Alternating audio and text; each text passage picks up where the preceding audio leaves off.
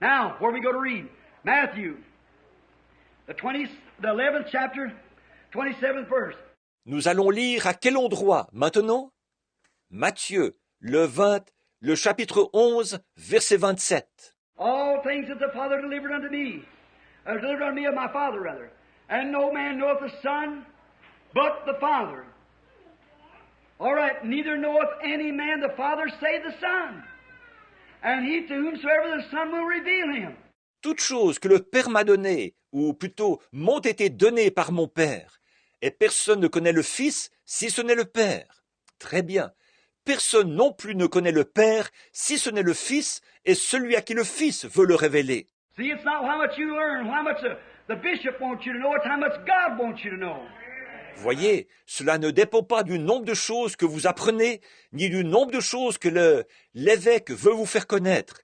Cela dépend du nombre de choses que Dieu veut vous faire connaître. If you can't see this revelation, don't ask the bishop, ask God. Don't ask your pastor, ask God. The Son reveals him, he, personal pronoun. Si vous ne voyez pas cette révélation, ne la demandez pas à l'évêque, demandez-la à Dieu. Ne la demandez pas à votre pasteur, demandez-la à Dieu.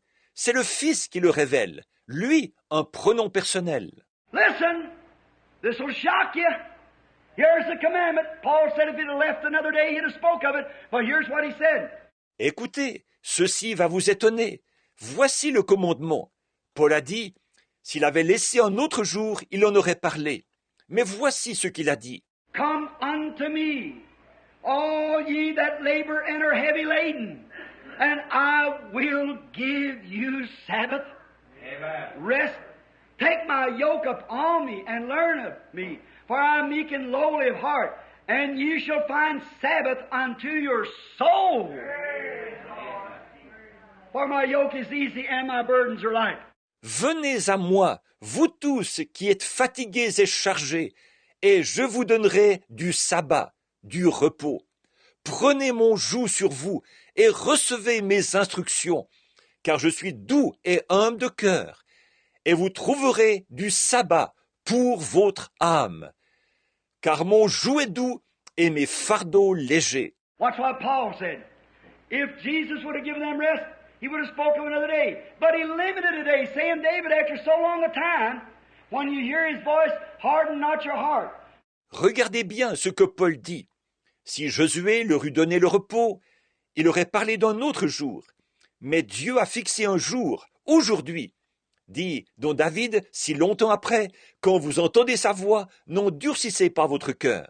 And there remaineth, listen now, 9th verse, there remaineth therefore a rest, a Sabbath, to the people of God.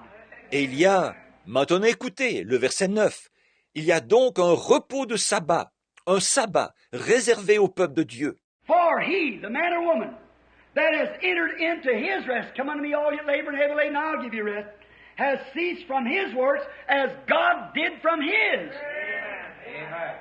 Car celui, l'homme ou la femme, qui est entré dans le repos de Dieu, venez à moi, vous tous qui êtes fatigués et chargés, je vous donnerai du repos, se repose de ses œuvres, comme Dieu s'est reposé des siennes. You might have been 20 years old, you might have been 30 years old, you might have been 50 years old, but the minute that you hear the voice of God knocking at your heart, don't harden it. Peut-être à 20 ans, peut-être à 30 ans, peut-être à 50 ans, mais la minute même où vous entendez la voix de Dieu qui frappe à votre cœur, n'endurcissez pas votre cœur. Then he that heareth my words, believeth on him that sent me, has everlasting eternal life, and shall never come into condemnation, but pass from death unto life. Alors entrez, celui qui écoute mes paroles, qui croit celui qui m'a envoyé, a la vie éternelle, perpétuelle, et ne viendra jamais en jugement, mais il est passé de la mort à la vie.